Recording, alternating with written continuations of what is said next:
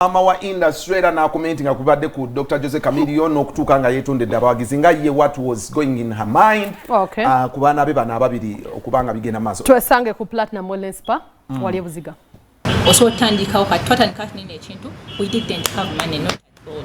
Ne buli kimu nga yemutwala tuzze tukikwasaganya mpola. So osobola okuyiya ekintu ekisobola okuyamba eggwanga. Osobola okuva mu kunywa enjaga. Osobola mu kweraba nga atasobola kuba okola ki? Ffenna tusobola. Abayimbi mwena mwena abali.